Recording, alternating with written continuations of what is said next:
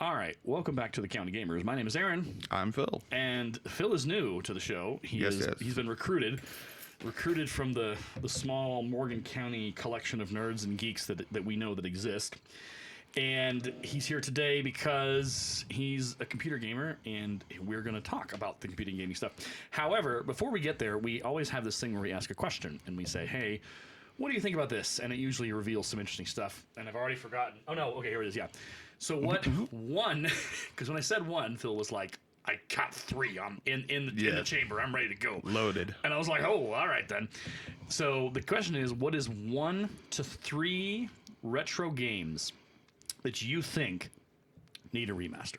Right off the bat, Dino Crisis. Oh my gosh, I remember Dino Crisis in the arcades. Yes. You could play those, and that was, oh my gosh. What is it about Dino Crisis you love? Well, the one I played, I think I played it originally on Dreamcast. Yeah. And the original PlayStation, and it was like Resident Evil with dinosaurs. Okay. I'm muting myself. We're testing out this new piece of software I'm using, so I'm trying to eat while I'm not trying to like chew in Phil's ear. Just munching. Yeah. This is not the ASMR you were looking for. Yeah. Oh my gosh, it works brilliantly. Beautiful. So Dino Crisis was one. What was the other one? Right off the bat. The next one, and this is probably one of my favorite games of all time, is Donkey Kong Country. Oh, it needs to come back. Donkey Kong. Is that not? That's not the racing one. That's where you go through the levels and you smash the barrels and all that kind of stuff. Yes. And we haven't had a new Donkey Kong Country since the Wii U Tropical Freeze. Oh my gosh, that's right. I never played the Wii. I never played a Wii, and the latest Nintendo system I have ever owned was a Nintendo 64. That's my pinnacle. That's where I hit. That's the last Nintendo system I owned. Wow. Now I have been tempted by the Switch. The Switch is a beautiful looking machine. I am very much contemplating saving some money up for that one because the Switch is just a beautiful, because it connects to your computer, to your TV, and it just looks brilliant on the go. Yeah, I've had one. I've had the Switch Lite. They're both great. There's the OLED version now, so it's even prettier. Yeah. I would wait though because the new model will be coming out. The upgraded, I should say, next gen. Oh, okay.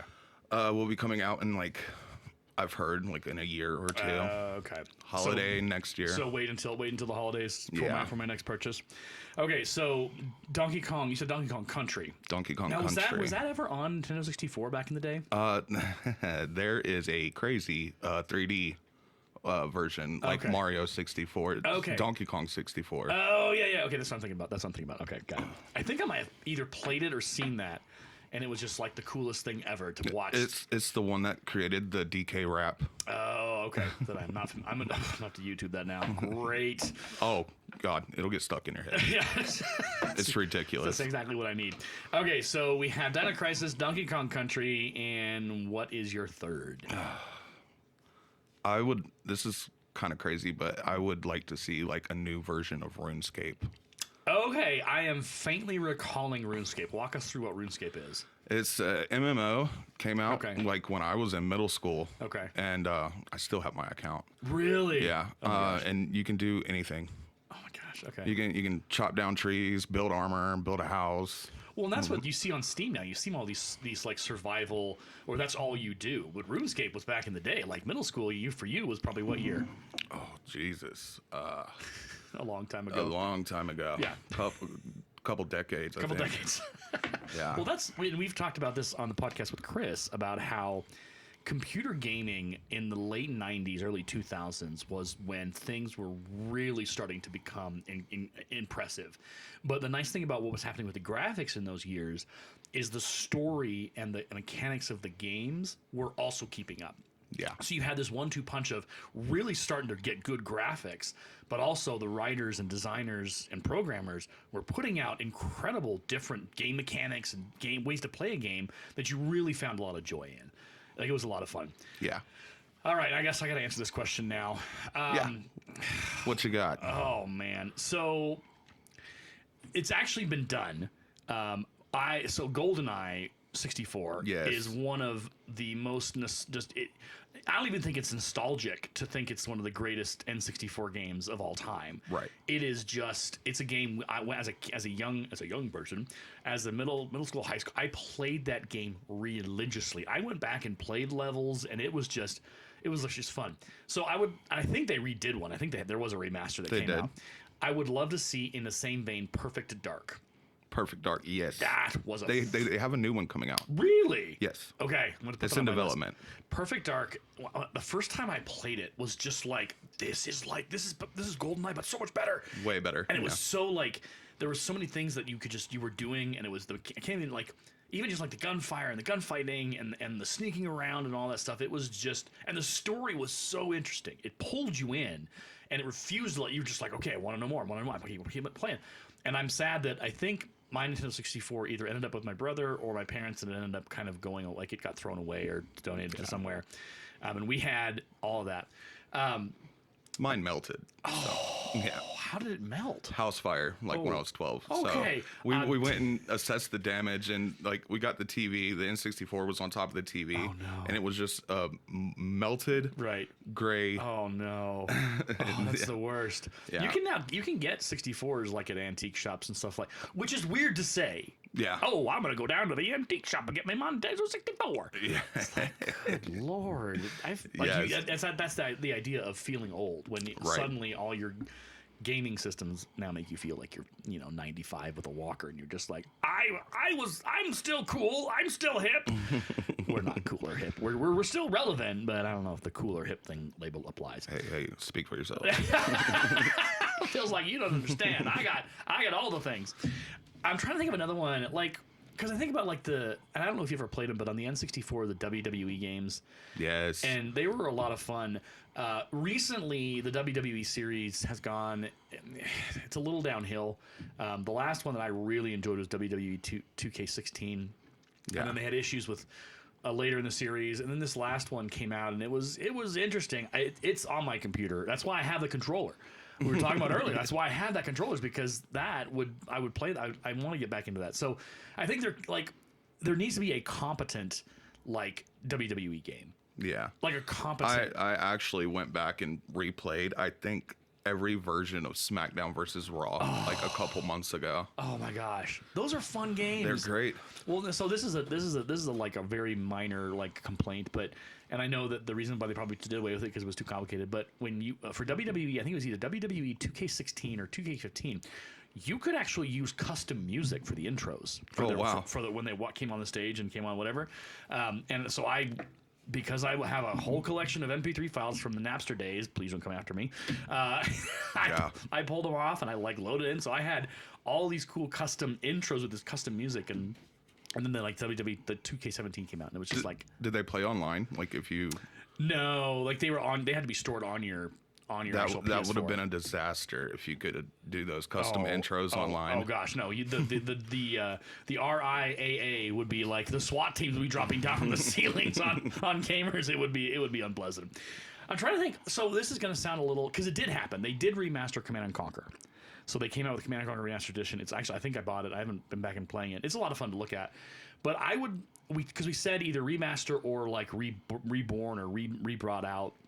And I would love to see a competent CNC Command & Conquer series back online again. Because I'm an old RTS guy. Like, I love my real-time strategy. I like Total Annihilation, Command & Conquer, all that stuff. Warcraft, like StarCraft. Those were my jams. And we finally got it just went out of my brain. We just finally got, hold on. Oh, there it is. We finally got Age of Empires 4. Yes. Yeah. And that was amazing. Like, they did an incredible job bringing that back, and I feel like that's what needs to happen with Command and Conquer. I mean, Westwood Studios is no longer around. I didn't really get too much into Command and Conquer. Yeah. I did, however, play a lot of Dune on the Sega Genesis. Yeah. Okay. And I the best thing about that game is like whenever you would select a unit, and they'd be like, "Yes, sir." And yeah. They did like the audio file. Oh, that was the late '90s, early 2000s, where you had just some really crazy fun games. And it's funny, myself and Chris, the other guy who we have on County Gamers, we talk about the power of going back and playing those retro games. Like we talked about we were chatting on Messenger, like you will play GOG games. Like that is GOG exists because people want those classic games back. They want to be able to play them and have them function and not be buggy and like be able to like use them as normally launch them, versus now when you try and pull out your discs from like 10 years ago, your game's not going to launch because it's not going to be compatible. Right. But GOG has managed to make it work. Yeah. Okay. Well, we've talked for a good amount. How I always like to look at our time and see. Oh man, 10 minutes. 10 minutes of intro. Nice. Woo! That's a good one. We're doing amazing things here. When we come back after the intro music, which I will edit in later, we're going to talk about a whole list of things. I was going to say Skyrim. That's not the word I'm looking for. Starfield. We're going to talk about Skyrim too. Okay, good, because that's me and you can't talk Starfield without Skyrim. Without Skyrim. Yeah, it's gonna be an interesting conversation. There's a lot more to come. So stick around, hold on, strap in, get a cup of tea, get a monster like my man Phil has in his hands, which just makes me just get the nervous heart condition that I don't have. And we'll be right back after this here on the County Gamers. Stick with us.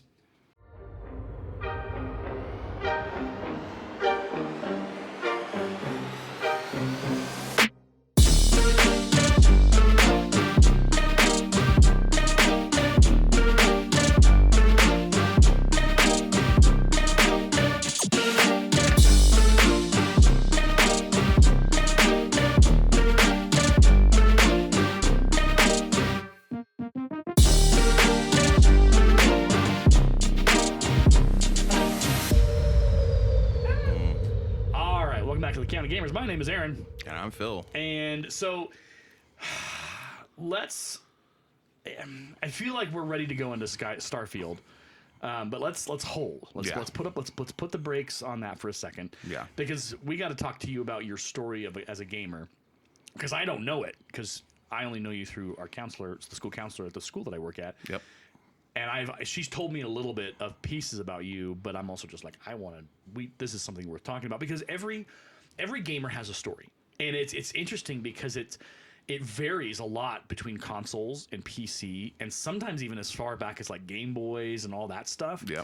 And so it's really interesting to see where people got their start. So Phil, where does your gaming story begin? On the NES, the original Nintendo Entertainment System. Really? Yes. You go that far back? Yep. That's awesome. What was your first game on the NES? Of course, it was Mario. Of course, Mario Brothers, yeah. Duck Hunt. Duck Hunt's such a classic game. Yeah. There's a game that needs a remaster. Yeah. I used to cheese it. Just hold the little light gun right to the screen. You figured out how it works. You're like, I know how to play this game now. Okay. How long did it take for you to go from the SNES to the Super Nintendo? Because it was NES. You said NES. Yeah. When did you get the SNES? Gosh, jeez. Probably like not long after. Like, okay. It was out, I think, by that time I was playing the NES. So maybe like a year or two after. So like 6 or 7. Okay. And that's when I met my love, Donkey Kong. We were talking about that earlier. Yeah. What is it about Donkey Kong that just makes it such a cool? Well, that was the game that I would always like go over to my friend's house from kindergarten at the time, and we'd just play it like constantly. And whenever I finally got it myself, one of the finest memories I have of it is you could pause the game. Okay. And whenever you pause the game, like the music would continue to play. Okay. And I think David Wise is one of the greatest music composers, and I would just pause the game and go to sleep. Really? Yeah. Oh my gosh. So it was that was your ambient music to sleep to. Yeah, so I had that plus the gaming experience of playing it and playing it with my brother and solidified the Donkey Kong experience in Donkey Kong. Yeah. My favorites is Diddy Kong Racing. I love that one too. That one was fun. It was interesting. And it's like you think anyway, we got to continue with your story because if I keep talking, we're not going to get to it.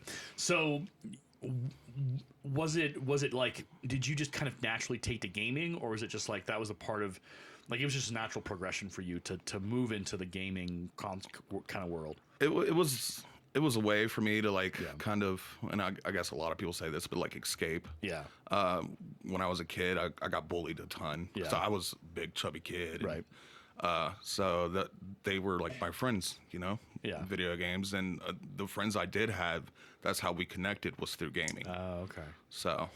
Yeah, I think so. I'm trying to remember because I bought a PlayStation 1 and then my parents made me take it back for whatever reason. I can't remember the whole issue there. So I think our first gaming console was the N64. Yeah. So I didn't even get the NES or SNES. But for me, it was like, it was that escape because middle school is not easy for anybody. No, it's even the popular, it's the worst. Yeah, even the popular kids, it's a struggle for them. I think it's just reality, and it sucks, but it's also like it's just a part of how it goes. You learn how to like you learn how to be.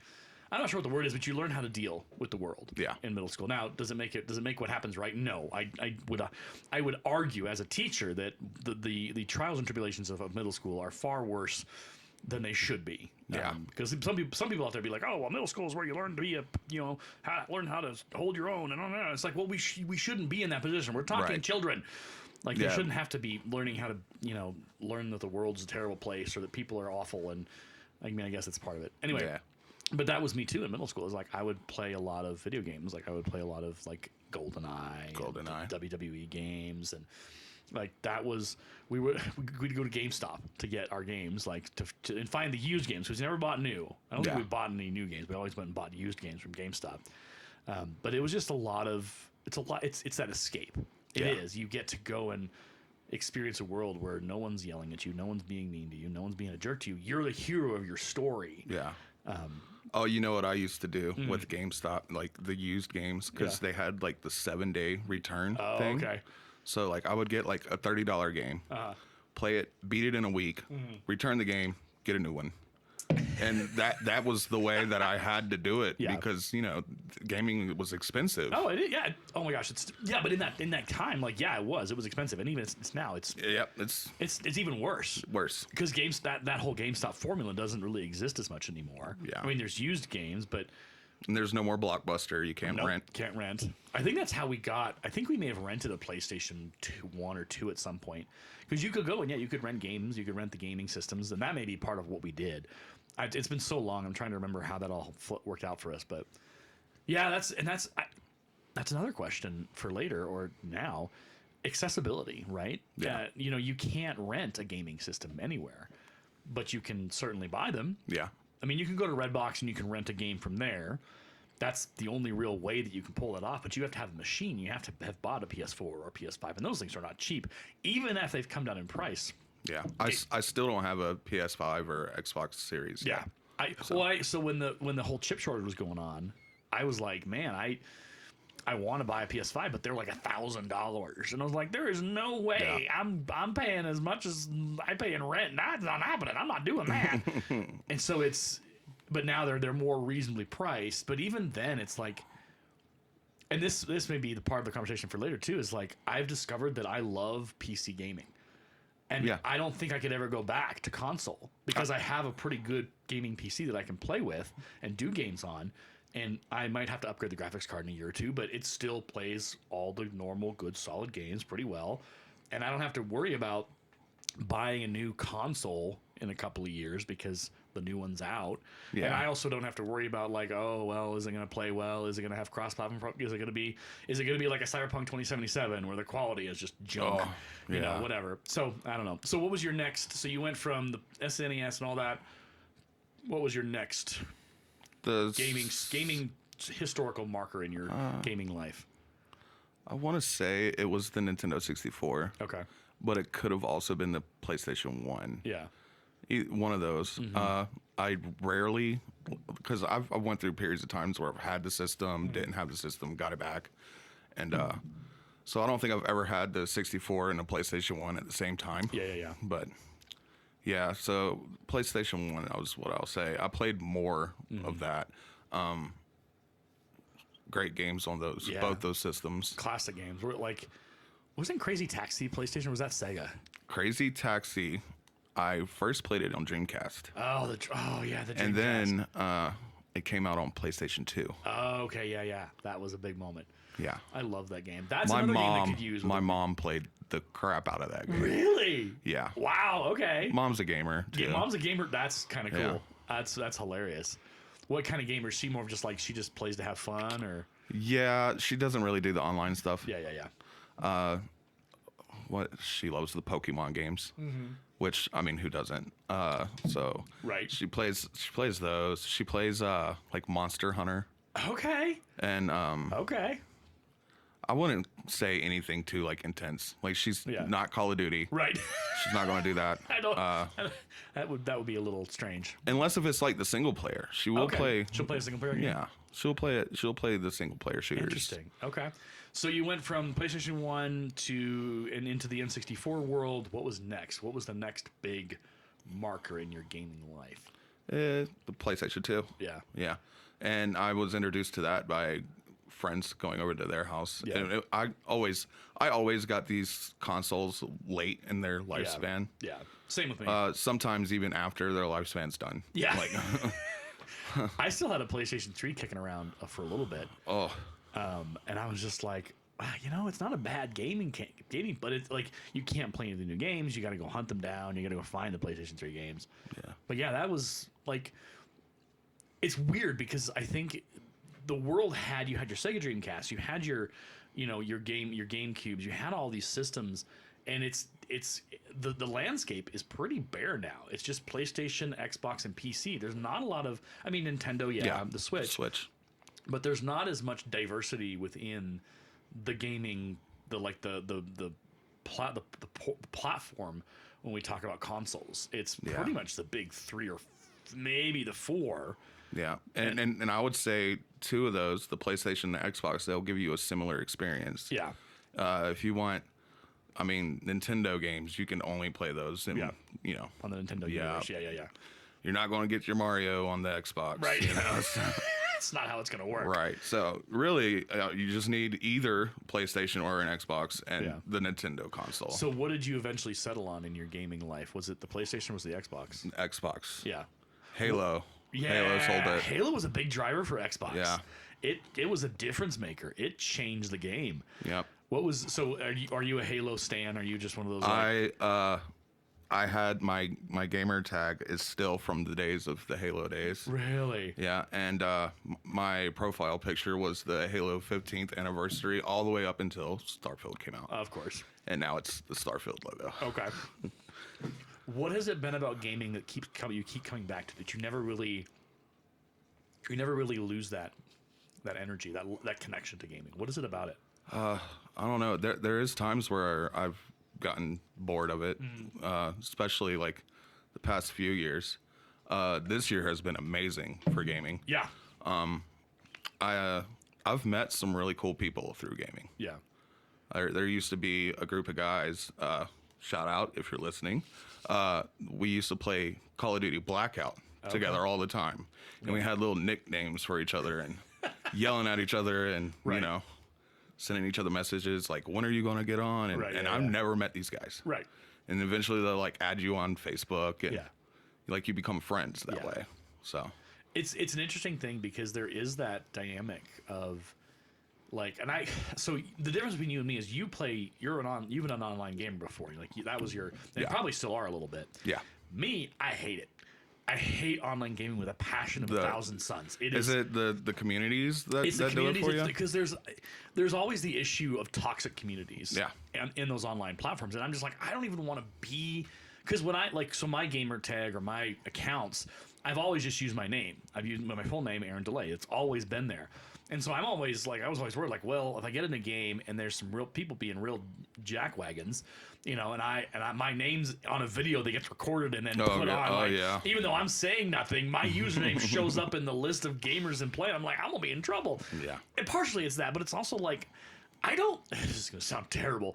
I don't like playing with other people. Really? But you're a big fan of GoldenEye. And I think the thing about GoldenEye is that your buddy was sitting right next to you. Yeah. And if he was being a jackwagon, you could look at him and be like, dude, Stop it! Get out! Stop cheating! Stop doing whatever you're doing, man. Just unplug his controller. Right, you're done. Get out of my house, or I'm leaving. I'm taking my controller with me.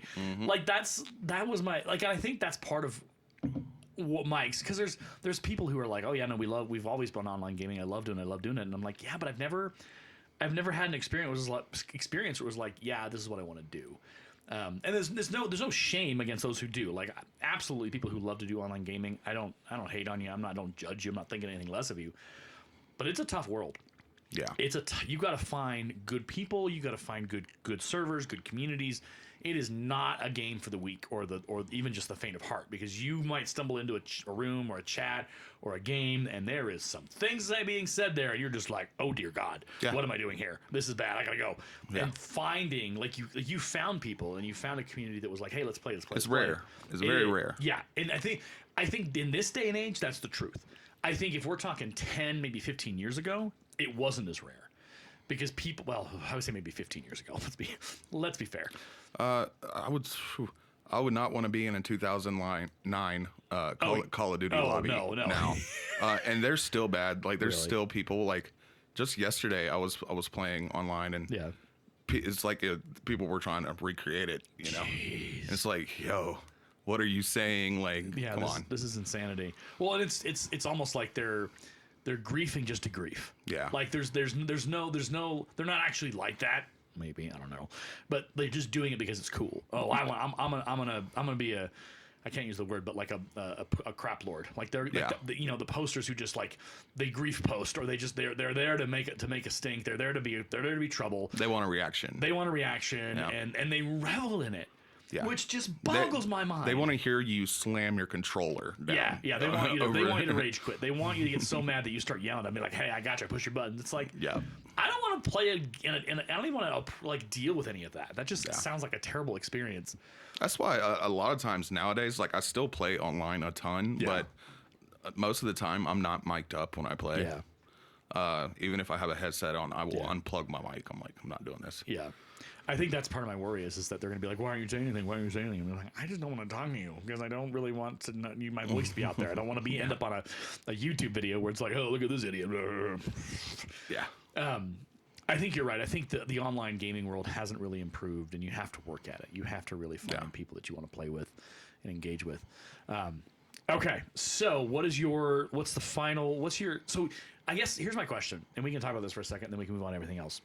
Because you mentioned the last couple of years with gaming hasn't really, you've been really unimpressed. Yeah. What has been, and I have a feeling it's going to be the same story as we've talked about before in the show, but I want to hear your personal, what is it about the last couple of years with gaming and what's been coming out that's kind of just left you going, meh? Well, that's exactly it. It's just been meh. Yeah. Like, outside, I mean, not counting 2023. This year's great. Yeah. The years before that, it was just like everything that was coming out was just unimpressive. Yeah. Like, I'm playing it and I'm like, I've played this before. Right. In, 2009. Like, playing the same stuff over and over and over. Yeah. And nothing just really felt new. Yeah. Got boring. Yeah. So. Well, and me and Chris have talked about this as well, that like, because I'm 41. How old are you? You're probably 32. Okay, so you're younger than me. You've got what, 8-9 years? Something like that. So you're 9 years younger than me. But even you are like me and Chris. So me and Chris grew up in the day and age. So, but yeah, we've got you by 10 years. So we like lived the awesome late 90s, early 2000s gaming live while it was happening. Like we played Command and Conquer, and we played Command and Conquer Red Alert, and we like Total Annihilation and all these like incredible games, and we played Wolfenstein 3D when it was the original. We played those when Doom was a thing. Like that was the time. So big PC gamer. Yeah, big PC. Yeah. Like and because there wasn't graphics cards at the time. Right. They were done using the processors and all the creative stuff they did with it anyway. Installed like 5 floppy disks. Yeah. Oh my gosh, yes. And the CDs were multiple CDs. Yes. And you had like, oh my gosh. And there was no internet updating. There was no like going to a website to get a patch. The games that came out, they had to be finished because there was no way for the company to be like, oh, hey, we're going to patch the bugs that we like. So me and Chris come from a world of finished games in our childhood and early young adulthood. I think to your point, the last couple of years have been disappointing because you're playing the same thing. And the stuff that's getting put out, is microtransaction. Yeah. And, or you have to pay for the true ending of the game. Right. The DLCs. Or wait for a fix. Yeah, wait for them to do the day one patch. Then they got to do this 2.0 patch. Then there's a 3.0 patch. And then there's the microtransactions. Then look at No Man's Sky. Yeah. When that game came out, there was nothing to it. Now, years later, it's a great game. Yeah, let's lead that into our Starfield conversation because I think we're ready. Phil's ready. Phil's ready for this one. All right, so let's start with first impressions. So when you first, because Zoe told me how you felt when you played it, and I loved how she just was like, I want to hear what was your when you booted up Starfield, and you're like, okay, let's go, here we go, new character, here we go. What was your impression of the first 20 minutes of the game? Well, there was no dragging attacking me in the face right off the bat, So this is the Skyrim comparison. It's not a fast start, that's for sure. Yeah. I will say right off the bat, I love the game. Okay. I do have some issues, and I got something that I want to point out to you. Yeah. That I don't know, but once you notice it, you will never unnotice it. Oh, good Lord. So but we'll get to that in a minute. Okay. But it's real slow started out, and I tried my best to avoid spoilers. Yeah. And for the most part, I did great on that. I haven't had anything spoiled. Okay. I'll do my best not to spoil anything here. And I've been told that the best way to play the game is to just do the main story quest as soon as you can. Okay. Also take on some side quests. Yeah. But for the most part, just the game doesn't get good until you finish the story.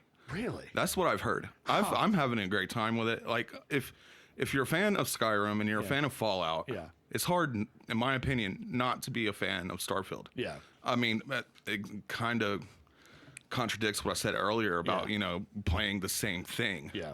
But that's exactly what Starfield is. You're playing the same thing, but this time with a cool spaceship that you designed. Yeah. So, which I haven't got to yet. I have played around with that a little bit, and it is equal parts frustrating because I haven't figured out how to make it work well. But yeah, that is a part. So it's interesting. So I've said this several times. I'm curious to see your reaction.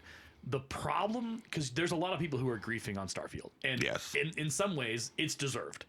Yes, absolutely. The problem for Starfield is that No Man's Sky exists. Yeah. Everything that you should be able to do in Starfield, you could do in No Man's Sky. And like you said, No Man's Sky has been around for more than a couple of years. Yeah. And the only thing missing from No Man's Sky is the ability to build your own ship. Yeah. That's it. That's all that Starfield has going for it. Everything else exists within No Man's Sky. And I remember No Man's Sky when it came out, and it was bad. Yeah, it was boring. Was not done well. And the company owned it. They said, yep, we done messed up, but we're going to make it right. And there has been no paid DLC since the game began. Yes. It has been all free updates. It's all been and like you said, you play that game now, it's brilliant. Yeah, it's a completely different game. It's an apps like the storylines and how you engage with the. It's just, it is still a treasure and just an absolute joy to boot that game up again and just go back into the world and start again and connect up where I was in the story and just. It's so much fun to explore because there's so much out there. Right. The world, the universe is so big. Okay, so your point, the first 15 minutes of the game is no Skyrim. Well, for me, it was about a first hour because I go through, I look in every little corner. You go everywhere. And you're a completionist. Even though I'm like, I shouldn't play this way. Right. I just can't help it. My brain's like, if I like, I could be leaving the best weapon here if I don't check this drawer, you know? Well, that is the thing about Skyrim. If you don't look in everywhere, you might miss something, and that's even true with any game similar to a Skyrim or whatever. If you don't go in this in that side door and check out that little passage, you might be missing out on either some lore or even, like you said, a really cool weapon. You got to check all your corners. Yeah, and for example, this might be a minor spoiler. When you get to the lodge, have you went down to the basement? I have not. If you go down to the basement, there is a set of armor there that is one of the best armors in the game. And in just like good old Bethesda fashion, you can bug it out to get it for free. Good old Bethesda bugs. Yeah. They're our favorite the good kind ones. of bugs. I like the good ones. Yeah, I haven't. So I have been in the basement, but it was because of a story event that required me to go into the basement, and I didn't have time to stop and look around. Yeah. So that is, but the prediction of what you were saying, of people have said that the game gets a lot better as in the later part of the game, right, are absolutely true, because the story starts to pick up as you go and pick up artifacts, and there's a lot of them. Yeah. And it finally starts to catch. Yeah. But it's such. And because are you still where are you at in the game right now? I just got my first artifact. Okay, so you've been to New Jameson, you've been to New Atlantis. Yeah. So did you go and meet up? You haven't done any of the side stuff. You're just doing main missions. Some of it. So there's a guy. There's two dudes. There's two side missions in New Atlantis, and I want to know if you think if I'm crazy for being mad about this, because Chris thought I was right on spot, but you're a different perspective. So two of the side missions on New Atlantis is you walk into like a cafe and you talk to this random dude, and he's like, "Oh, hey, are you able to do something for me?" I'm like, "Okay, sure, whatever." He's like, "Hey, I lost this ruby in a bet. Yes, I've done that one." Okay, so here's what makes me mad. Okay. So he's like, "Oh, hey, I lost a ruby, but hey, this guy likes this old Earth plate. Could you just go and get it from him?" And I'm like, "Okay." Like, in my mind, I'm like, "Oh, he must be on another planet. Right. Must be somewhere." No, he's just a train ride down the road. Yeah. What are you? You are able to do this, sir. You are capable. Okay, I see. Yeah. Good old video game logic. Right. It's like you could do this. You're not in because like in Skyrim, it was like, hey, my girlfriend is like 4 towns over, and I need to get her this letter and tell her that I love her. And you're an adventurer, so you'll go do this for me. And that logic makes sense. Okay, dude, you have a job here. You can't take the day's trip that it would take, or 2 days, or however many days. I'll take care of it for you because that's my job. And I'm playing as a lawful good character, so right. I'll do the good thing. If he had said, hey, there's a dude on another planet where I was playing a game and I lost it in a bet, could you go to that planet and get it from him and be like, done. That makes sense. Yeah. Logic confirmed. Well, his logic, because I talked to him, and he said that he was embarrassed to go get it back. He's like... Because like they're friends or something, they've known each other, and he's like, sure. I don't want to. If I go, he's just gonna pick on me, and he's not gonna give it to me. You know what? My thing to him would be like, look, dude, grow a spine. Yeah. Could you please? Because it was like I was in disbelief as I went. Okay, the mission marker takes me to the train. Get on the train. The train goes to where I get out of the train, and it's not even like he's right there. Yeah, too. He's not even hidden. He's just right. Walk over to him and be like, so you have this thing, and it isn't even like, it doesn't take much. You just go, I have this old Earth plate. He's like, okay, cool. What? Wait, okay. One thing I expected this gem to be worth a lot of money. Yeah. So like you had the moral choice, like, are you going to give it back to him, or are you going to keep it and sell it off? No, it's worthless. It's like 15 credits. Right. I'm like, here, man, take get this out of my inventory. Take your little gem. I don't want this. Yeah. But I think weighing me down, not right. You know. Well, that's the other thing is that there is the encumbrance in this game. It's insane. It's annoying as all heck. Rough. I'm like, my ship is almost over encumbered. Well, here's the other thing. While we're on the Starfield beating the dead horse. So in your spaceship, there's a captain's locker near the cockpit. But the captain's locker can only hold so much. Yeah. So you can't, like, if you buy a bunch of stuff on a planet, you can only put so much in the captain's locker. Yeah. And I mean, I could put it in my ship's inventory, whatever, but I shouldn't have to do that. I should have my own big old spacious locker. So what I had to do is I had to take my stuff, put it somewhere, or be over encumbered, go back to New Atlantis and go to the lodge and shove it in my safe there where I can store everything. Right. But it was just like, this mechanic is not my favorite. Like it's the future. Yeah. In the future, we should have a way to do this. Yeah. In the future, we should also not be using AK-47s. I'm like, what is this? That is an interesting, because there's a lot of bullet-based weapons. A lot of old school like weapons. Yeah, too. and it's like, where's like the future? Where's the vision of what the future weapons would look like? And there is some. There's some laser weapons, but again, I've relied heavily because they exist on the bullet-based weapons because that's like my preferred. I was like, okay, they work out pretty well and they've got cool levels and all that. And they're everywhere. Yeah, and they're everywhere, and you can get. But it's also like it feels like it lacks that future. This is what the possibilities is because again, No Man's Sky. There's a lot of different options in the game in the weapons, a lot of variations, but they're all blaster based. There's some projectile, but it's more like energy weapon based and stuff like that. Yeah. Again, we come back to... They could have done so many awesome things with the weapons. Well, we'll get to hopefully some positives here, but that you've had experience with. This game was delayed. Yes. It was already pushed back. Yeah. And this is like, you're like, this is what you... Okay, all right, Bethesda, be what you be all you can be in your Bethesda... Come on, Todd. Yeah, come on, Todd. It just works. No, it doesn't. Right. Anyway, so... okay, so anything like what else? How else? Like, what are the good things from your Starfield experience? I guess I love just scurrying around and being a little scavenger, looking through everything. And from the quests that I've done, they've been pretty interesting. Like I did the one on I think it's Mars, where you help out the miner guy. Yeah. And then like the captain's like, hey. I need you to go blow up my ship. that mission took me. Okay, so I save scum. Yeah. I will save, and if I mess up, you'll reload. Yeah. Immediately. I freely I'll do that too.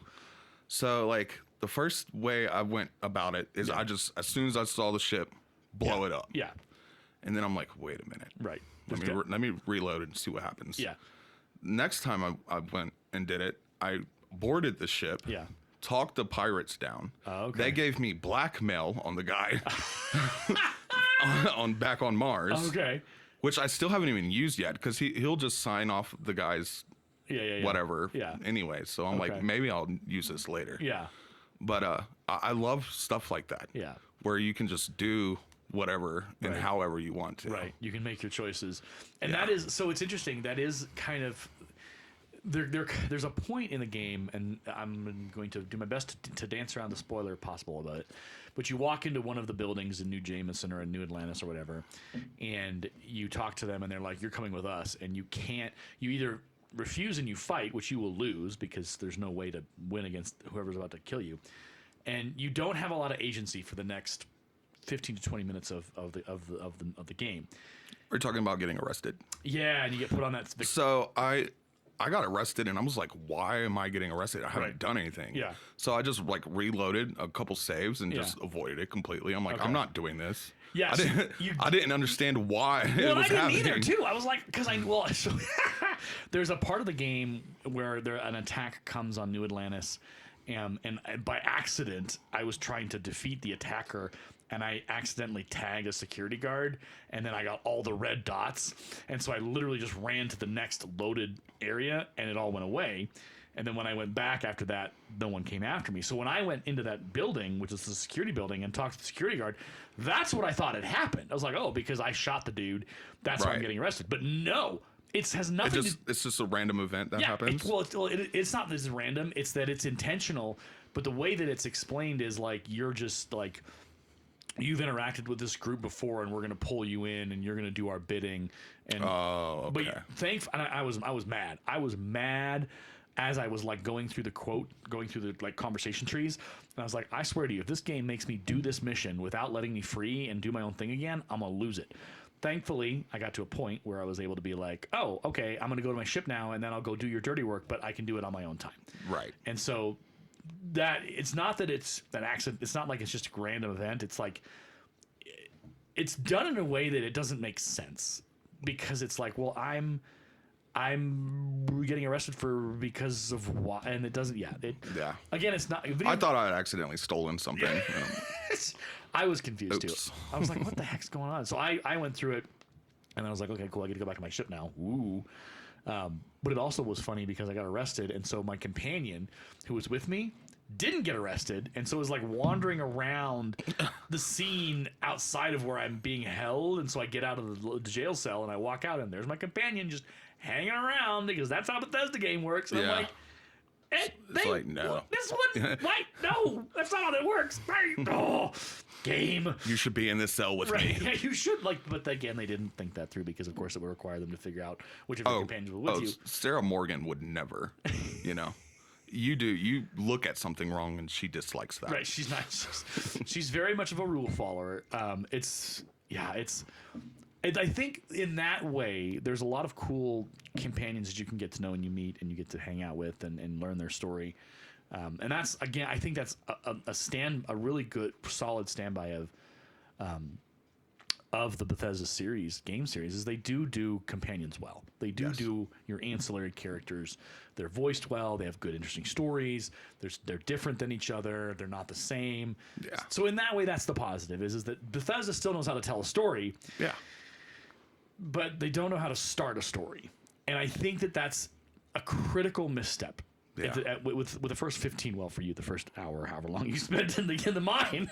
The beginning could have been so much better if they would have started you off in a space battle right away. Or even just not even trying to so I this is the example I used in the podcast with Chris is okay, well you're on the run, there's a time limit or something when you land and you run into the mine to go get that thing. There's a 10-minute time limit where something's going to happen and you're out of oxygen or whatever. So there's this artificial MacGuffin that you're just feeling that pressure. Right. Or then suddenly you come out and you're under attack. I was gobsmacked. I was like, I'm walking through a mine and mining? Yeah. What am I why? Yeah. And then once you do the mining, you mine 6 things, then you go and you get the artifact and then things happen. And it's cut all of this out. I don't need to go mine and see that. Get me where I need to go and make it a little more exciting. To your point, it's not Skyrim. There's no dragons. Yeah. I would put that opening scene and that opening kind of experience up against Half-Life, any of the greats in the past where the game opens and you're just oh my gosh, what's going on? What? You're just.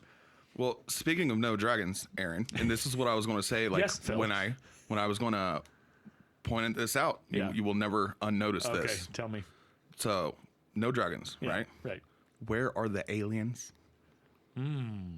Where are the aliens? In Skyrim, you have the Argonians. You have all these different races. Yeah. And Starfield is just humans. Huh. I mean, there's the alien critters. Yeah. But planets, but there's no actual. There's no other species that you can talk to. They're not flying around. Do you want to know my theory? It's not a kind theory. But it'll be DLC. They're coming in DLC. I'm sure it is, but it's also, if you think about the engine they're using is Creation 2. It's the second generation of the Creation engine. Okay. It's still the Creation engine, and it's still buggy. Yeah. And it's still messed up, and it still doesn't do everything it needs to do, because why would you want to upgrade your system and make your gaming engine actually powerful and useful? Anyway, that's a personal perspective, bias, angry rant that I've had multiple times on this program. Yeah. I don't think they could have designed it, because you look at the models, and the models aren't terrible. Okay, they're not like PS2, right? Maybe PS4, but they're not terrible, but they're not excellent.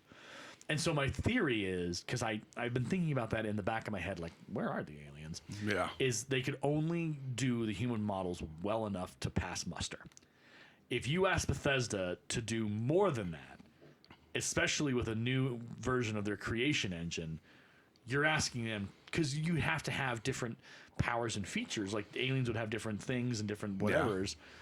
That would require Bethesda to add another several layers to an already pretty bulky situation. Yeah. Doesn't excuse it. I think they absolutely could have. But you're right. Now that you've mentioned it, I'll never be able to see it again. Because, it's all humans. There's no... And, I mean, it's space and not just, one galaxy. It's several... Right. I mean, one galaxy, but several solar systems. Yeah. You mean to tell me there's really nothing out there? Yeah. We got dinosaurs. Yeah. The Brontosaurus is in the game, I'm pretty sure. Right.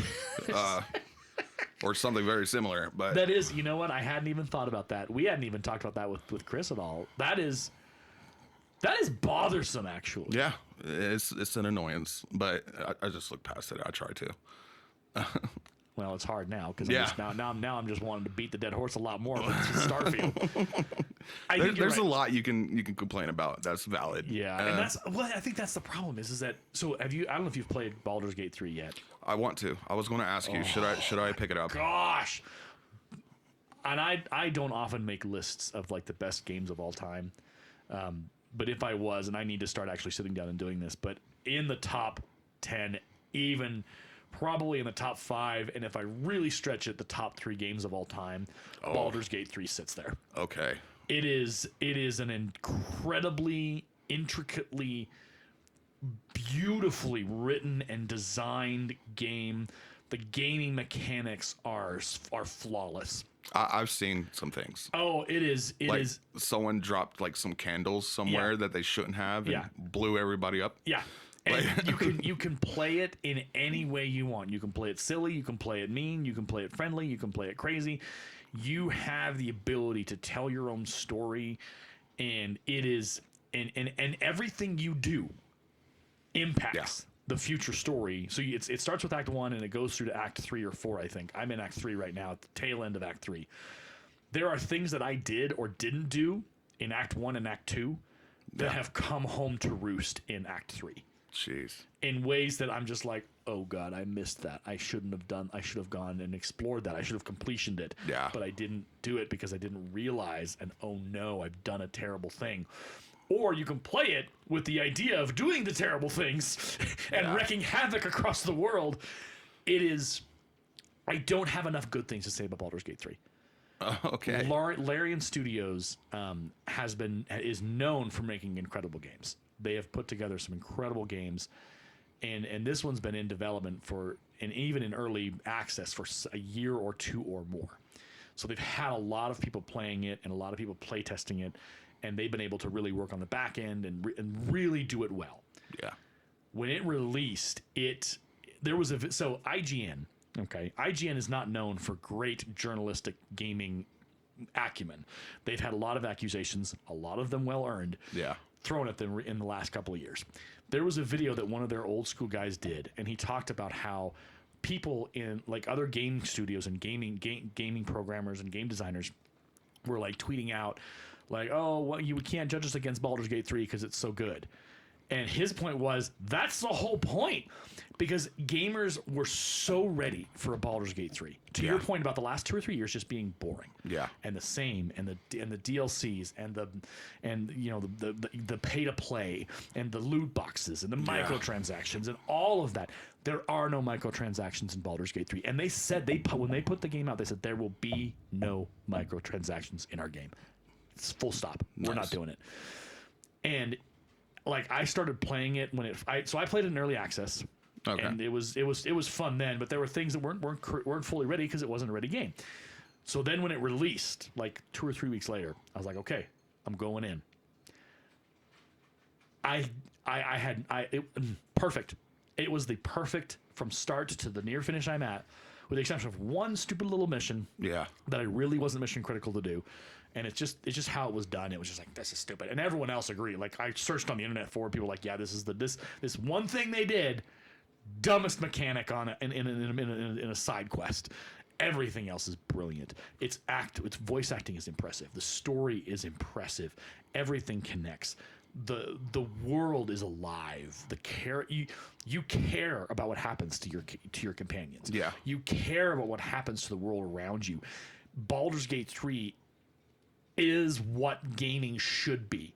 Yeah. And a lot of studios panicked, and a lot of gaming designers panicked because they realized that Larian Studios had done what they should have been doing the whole time. I heard that some people were nervous that they set a new bar. Yeah, and they did.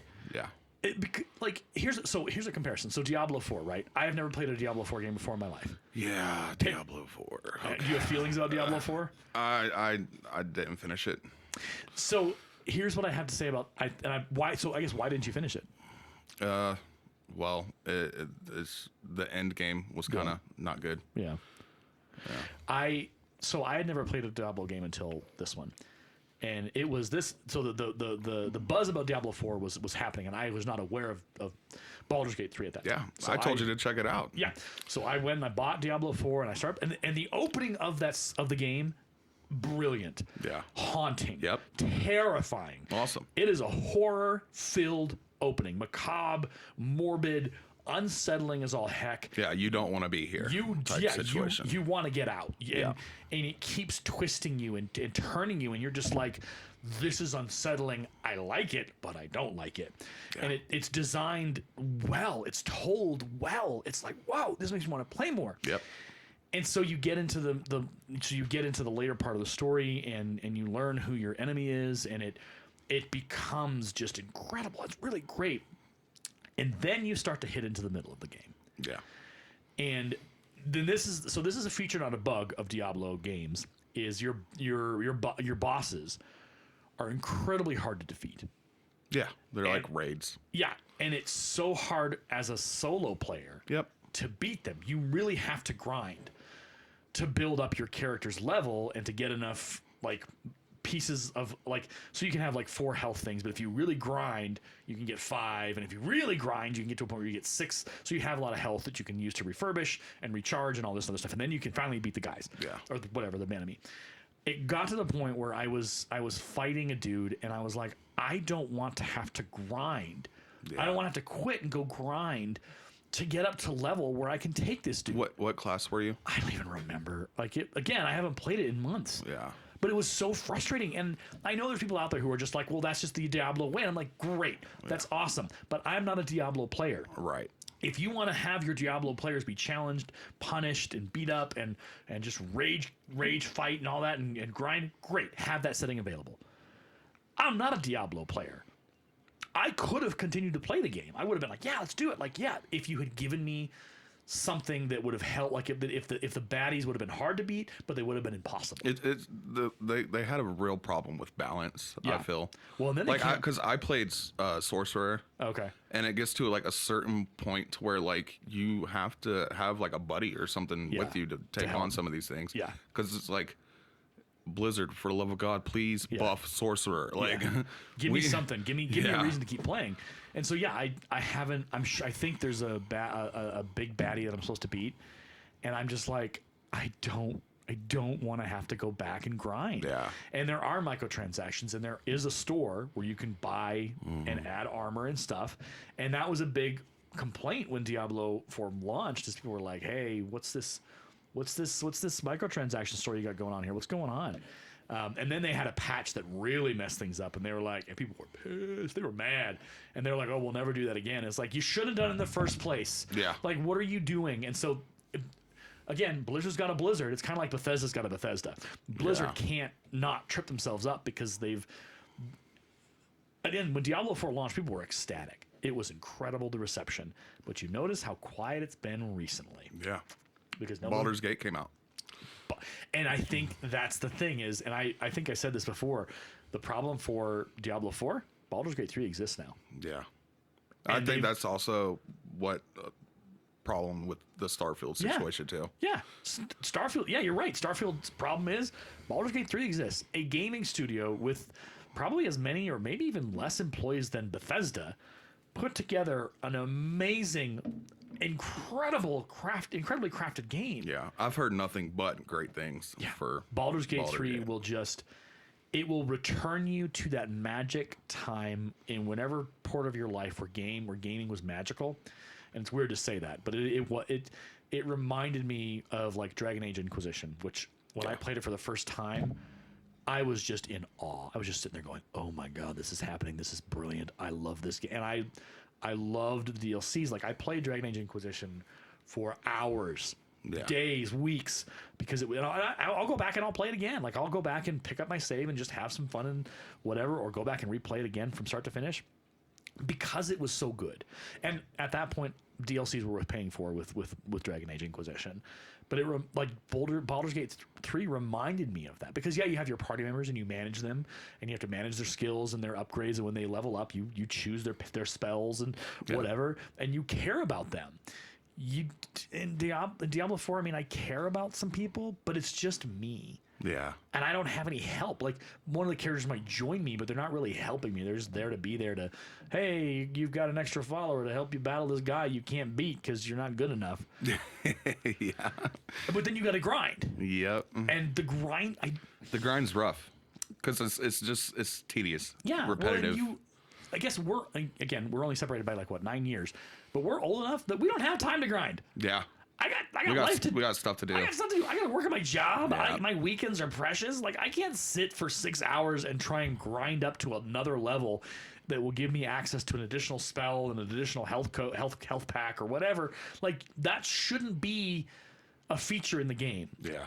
Grinding is for online. Like, and I get that Diablo 4, there's an online port. Like, you can join up on online and you play online with a bunch of people around you and stuff. But I like when games respect your time. yeah, Like Pokemon nowadays. Yeah. Like, I don't know if you played any of the old ones, but like grinding was like essential back then. Yeah. And you had to level up your Pokemon one by one at a time.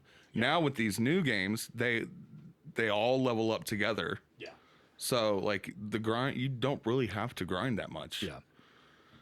And so and I think to your point, we just said games that respect my time. Yeah, I'm going to play more of them. Yeah. I'm going to actually want to buy more of them. I'm going to recommend it to my friends. I'm going to be like, yeah, we need to play this game. We play this game. Games that make me do things that I don't want to do. And needlessly. There's no reason for it. Like, why are you making me do this? Like, this is dumb. I'm trying. There was a game where your agency just got robbed. And I remember talking about it. But like when you're playing a game and you suddenly have no power. Or you're playing and all of a sudden everything you've done doesn't mean anything anymore. Yeah. The ending is so unfinished and unfulfilling. You're just like, what? Nothing I did. Yeah, you get that a lot with like Bethesda games. Yes. Because they tell you like your choices matter. Yeah, your choices matter. And I can already think of like quests that I've done where the choice did not matter. Yeah, nothing mattered. So. Well, and that was to flip it over to BioWare. Like the reason why Mass Effect 3 got so beat up is that the choices you made, none of them were good choices. The 3 choices at the original game, none of them were good. Right. None of them let you live. You died in each of them. Yeah. Spoiler alert, it's been years. Yeah. And it was like, and so they went back and they retooled the ending and they tried to fix it. But people were just like, look, I get that you were trying to like subvert our expectations and you were trying to go big or go home, but this is not how you treat a character that has been through 3 games, and we as players, we invest a lot in our avatars. We invest a lot of story. We create these stories in our heads, and as we journey through your world that you've created, our avatars begin to we share a connection with them. Yeah. And if you're going to tell me that I can, like, everything I've done has nothing to do with how the story ends, why am I playing? Why am I playing your games? Yeah. And, it's like you said, like, especially with us old dudes, we want it to mean something a little bit, Well, and the character should mean something. Yeah. And the story should mean something. We're not mindless 16-year-olds that you can just keep peddling Fortnite money at or Fortnite offers at. Like, we're serious gamers. Yeah. To say serious gamers, but like take us seriously. Yeah. Because we're giving you serious money. We take our gaming seriously. Yeah. So, like you said, there was 2 or 3 years where there was just like the desert, and I didn't buy a lot of games. I bought a lot of old games, but I didn't buy a lot of new games. A lot of retros. Retros. I'm like, I can go on GOG and plumb the archives and find some really great games to play that aren't going to penalize me, that aren't going to, ding me or make me grind or whatever. They're going to be fun games. Oh, speaking of retro, the Switch is really good for that. Okay. If you subscribe to their online service, you could play GoldenEye again. What? Yeah, they added the Nintendo 64. Oh, the catalog. And there's not all of them because a lot, like with the wrestling ones, the licensing. But they got GoldenEye. They got I can't remember if Perfect Dark is on there or not. I don't. You had me a GoldenEye. I'm signed, sealed, delivered. Let's do this thing. But they got Super Nintendo games. Of course they. Oh my gosh. And it's like $20 for the year, I think. What? Something like that. Give me it's Nintendo. It's not expensive. So Nintendo has established themselves. Yeah. Like they know what they're doing. They know their audience. They know their customers. They're not going to screw around with them because they understand like they've built they've built a reputation. And they've had a couple missteps, but nothing significant. Right. And they've built that reputation of, we make these games for you. Yeah. We make good games because, man, we're not about to suffer from anybody else's poor reputation, because no one wants to be associated with that.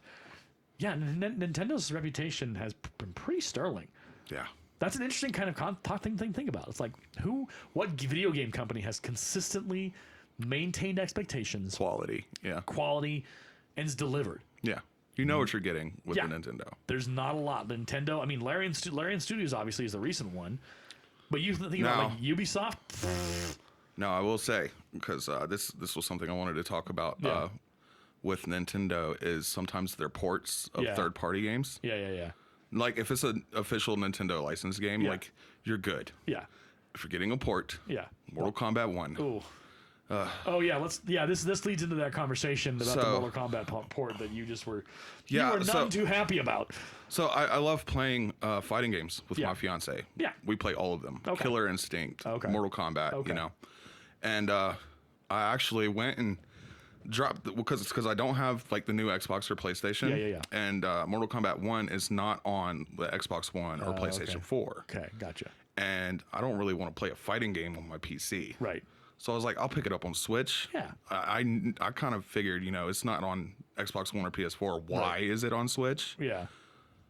And I'm still asking, why is it on Switch? You're still like, hello, operator, are you there? So the game plays fine. Yeah. I mean, like, the game plays great. Yeah. It's Mortal Kombat. But, like, Zoe was playing it last night, and she completed a whole tower. And we get to that ending cutscene. Yeah. And, like, the character models were like so blocky. Oh, jeez. Your cameo fighter, for some reason, just walks in front of the screen, like, and just out of place for some reason. And like the hair, for some reason, was like 3 different colors. Because I'm like, what is going on? Y'all could have done better. And knowing Nintendo, they're probably going to be like, you got to fix this. Right. Because they're not going to let that. They're not going to let quality slide on that. Yeah, but...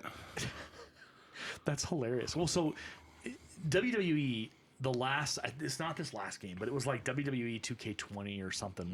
That one I heard was notoriously bad. On the Switch, it was awful. It was hilarious. People kind of like had that, like, when like a dog hears a new sound, they're going to go, roar? Yeah. Everyone, like a lot of YouTubers were like, they're putting it why on the Switch? Why? And so gamers were like, well, I guess we'll buy it or we'll pick it up. And it could be cool to play this on the go. Yeah, it'd be cool. Oh, no. That's why they took a break, right? Well, so WWE, it wasn't just the Switch. It was everything that year. I think it was WWE 2K, because we're in 23 now. We had a 22. We didn't have a 21 because 20 was so bad. Yeah. It was across all platforms, but I guess they threw it on the Switch to see. And you'll have to watch the YouTube videos because it is just hilarious, because the single person matches, they're okay, but you start doing tag team matches or Royal Rumbles, and even like the entrances are janky. Like everything just starts breaking. It just starts stuttering. I mean, I don't even know what the FPS is at that point. It's probably like 0.5. But it was just like they were trying to kind of like, hey, we're gonna put it on the Switch and get some good press and some good no. And I think that's part of the problem is that the Switch isn't built for certain things. Yeah. And you're trying to shoehorn in a game that. But that's sad to hear about. I will say I am happy they at least do it natively. Like you can have a physical version of it. Yeah. And like they got Resident Evil 7 and 8 for the Switch, but it's ran through the cloud. Oh. And I am not a fan of cloud. Yeah. Well, so my worry someday is the Steam. The Steam gaming system is an incredible thing. I love it. I love having it. My worry is if Steam ever goes bankrupt or closes down, I got like over 100 games on that platform. Yeah. I'm done. I'm not going to have access to those games anymore because if Steam goes away, where's all my games? Because I lived in the day and age of physical. You went to the game. I mean, you probably did. You went to GameStop and you bought an actual physical copy of a game for your PC or whatever. My gaming computer doesn't have a CD drive. Neither does my gaming laptop. Yeah. How am I going to? it's all in the cloud, and you have no physical ownership of the actual discs. But hey, you own the game. Yeah. What happens if you don't? Like, what happens in 5 years? Yeah. Will Steam still be around? Or will EA buy it up? Or who knows what'll happen with it? So that's always a fear in the back of my head. And you're right. Stuff on the cloud. It doesn't. It's not the same. It doesn't like I get latency issues. Yeah. So like, you hit a button and the action happens 5 seconds later. Okay. Yeah. So it's not even installed on the device. It's ran through. It's streaming, basically. Oh, I didn't even think. Okay, I was trying to. Okay, so I was confused with what you're talking about. So here's the thing: Google tried that with their whatever Stadia. it was. Yeah, Stadia, and that didn't work at all. No. It's shut down. It's no longer active, and others have tried, and it's never worked out the way they want it to because we don't have the connectivity Wi-Fi wise to be wired. Like if you have a wired connection to your router, you have a chance it might do it, but you got to have a significant connection to the internet to be able to make that work. And you can't depend on a Wi-Fi connection for that streaming. And you got to think like let's say you bought Resident Evil 7 for the Switch, which is a cloud version. Yeah. The Switch is marketed as a portable device. Yeah. So if you're out in your car, you're not even going to be able to play. You're not going to be able to do it because it's all streaming. It's all connected to the Yeah. internet. Maybe you can run a hotspot or something, which Right. a hotspot on streaming, like the latency on that will be awful. That's terrible. I didn't even think about that. That is interesting. And this is going to sound really mean, but this gaming streaming thing, it's kind of like the 3D TV thing. It's not a good idea. The 3D, you notice there's no 3D TVs for sale out there anymore. Right. They all died. Yeah. They died their death that they deserved to go because it wasn't a good investment. It's the same thing with a bunch of other things that have come out. It's like, that didn't work. We don't have the infrastructure to pull that off. And also it's really not something we can do. So don't do it. And the fact that that's happening with Nintendo or with some of the ports on Nintendo is like, One thing that I really enjoy doing with my fiance is we are big Call of Duty zombie players. Okay. We don't play online. Okay. We duo it up and just play together. What is it about Call of Duty Zombies that's just so much fun? Oh, I wish Zoe was here to talk with us. It's round based. Yeah. You're not a big Call of Duty guy, so you probably never played it. Never played it. So it's like round based waves of zombies coming at you. Okay. And you start with just a little starter pistol. Okay. And as the waves go on and you open up more parts of the map, you get access to like different weapons and stuff like that. And by the time like it's said and done, you're like a god, basically. Like on some of the maps, anyways. All right. And one of our favorites is the community hated the game, Call of Duty Infinite Warfare. People hated it. It came out at a terrible time. Okay. Because it had like jetpack movement in it. And at that point, we had Call of Duty Black Ops 3. Yeah. And which was also a jetpack game. People wanted to be back on the ground. So I missed out on Infinite Warfare Zombies. Okay. And it's one of my favorite ones. Really? It has special guest characters in it. David Hasselhoff is a character that's like giving you missions to do and stuff. That's hilarious. On another map, you have Elvira. What? Yeah. Okay. I love Elvira too. That's hilarious. So the game it understands like kind of the wonky. Oh, it gets weird. Quirky nature. It gets some of them get very, very weird. Okay. I just wanted to say like super underrated. Yeah. Like if you don't like Infinite Warfare, fine. Right. But play it for the zombies. Play it for the zombies. Well, and I'm an old Left 4 Dead guy. Left 4 Dead 2, Left 4 Dead 1. Oh, yeah. Left 4 Dead 2 still has legs. Yeah. You can still go online. They still play it religiously, which is interesting because Back 4 Blood came out. And it was awful. Awful, yeah. That made me sad. it was so, I don't want to say depressing, but it was just so stark. Because you played Left 4 Dead and Left 4 Dead 2. Yes. It is the way... I don't know how they pulled it off. My mom plays Left 4 Dead. Yeah, it's good when Mama plays it. Like the way that like, because when you talked about the swarms, it reminded me in Left 4 Dead or Left 4 Dead 2, especially Left 4 Dead 2, when all of a sudden you get the swarms come in, and like as a group you got to watch out for the jumpers or whatever, and the long tongues that are gonna wrap you. Like, you got to work as a team to get through all the swarming, and then you can get back to going through the whatever. Yeah.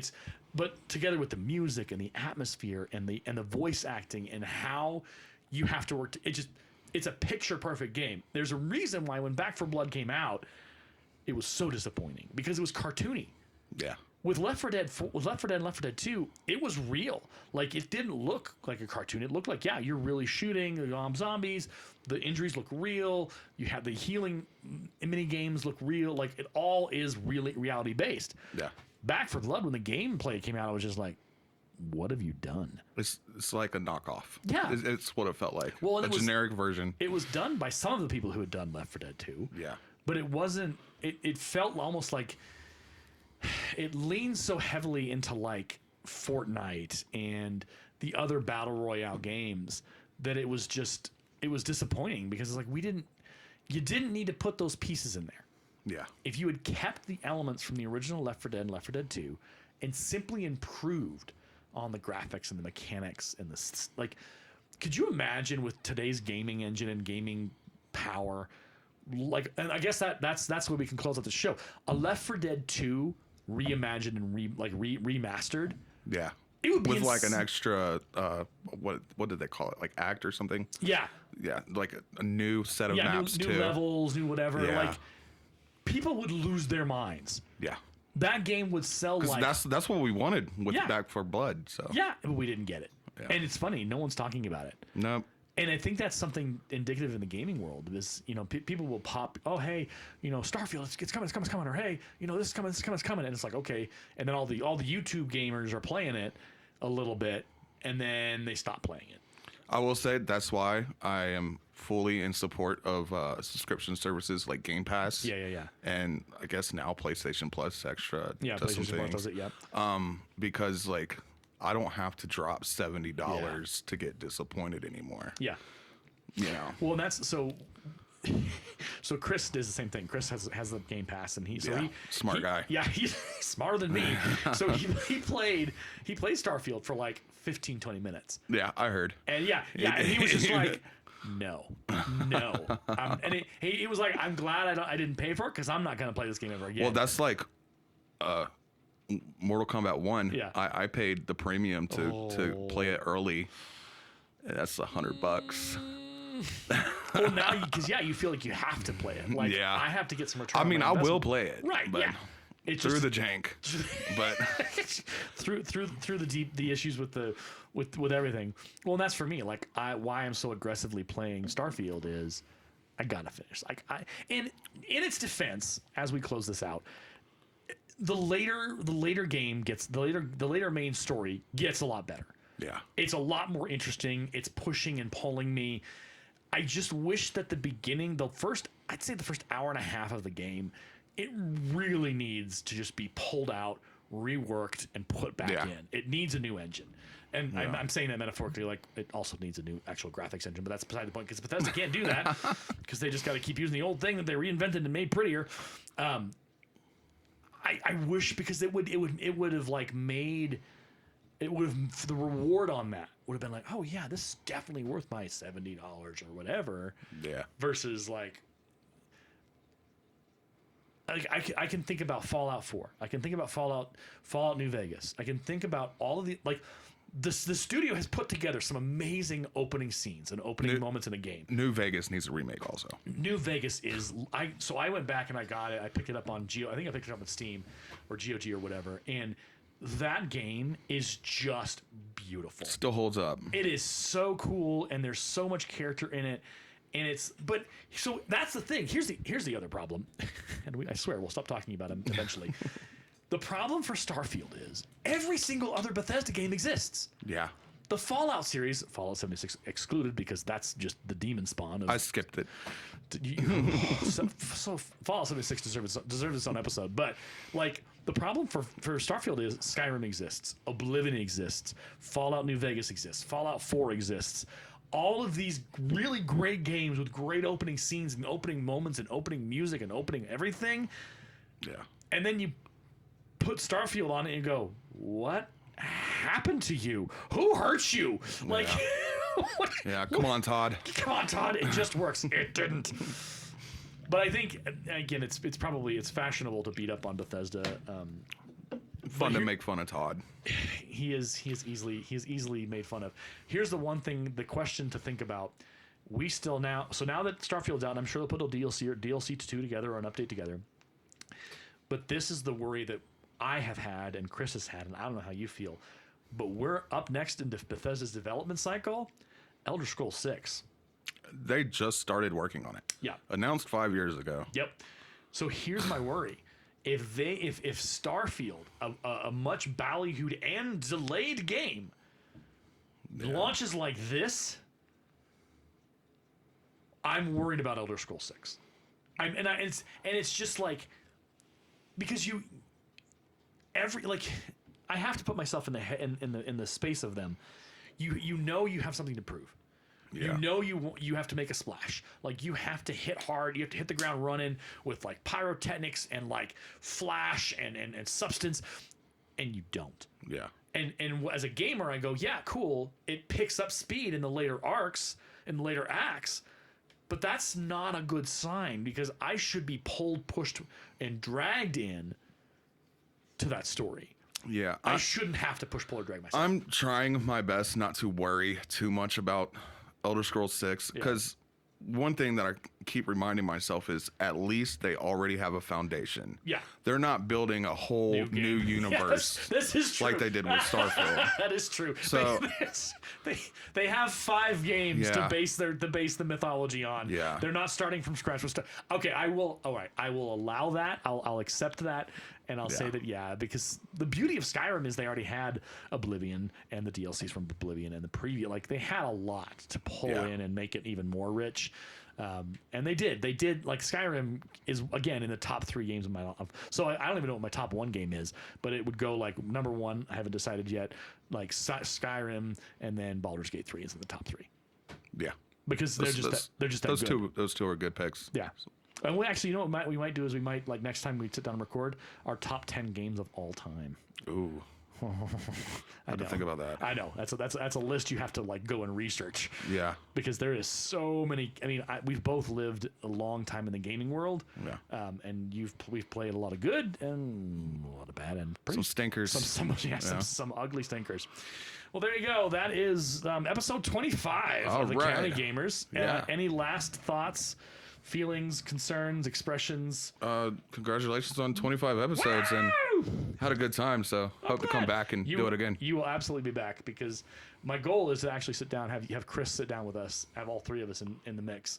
Oh, nice. And that'll be interesting. And even like if Zoe wants to come in on this, that would be a fun kind of thing, because she's got her perspective as a gamer. Because she was showing off a picture. She's a new gamer. That's awesome. So she actually does enjoy Fortnite. So she'll fight you on that one. Oh boy, let's do it next. Yeah. There's your preview for episode 26. It's gonna be the Fortnite fight. if we can get her in, we'll try. It'll be great. All right. Well, my name is Aaron. I'm Phil. And this has been the County Gamers. We'll see you on the next one. Have a good rest of your day. Later. Bye. But not bye, Felicia. Bye, Felicia. Bye. Bye, whoever the nicer version of Felicia is. You've been listening to the County Gamers Podcast, presented by Create at Morgan Productions, located in Fort Morgan, Colorado, USA. For more information on our production house, other podcasts that are hosted here, and further details, please visit www.createatmorgan.org. You can find us on Twitter at the handle CreateAtMorgan. Create at Morgan is a school club at Lincoln High School, our alternative education campus here in Morgan County. Our sponsor is Aaron DeLay, the language arts teacher at Lincoln. Send any feedback to adelayedteacher@gmail.com. Thank you for listening to our podcast.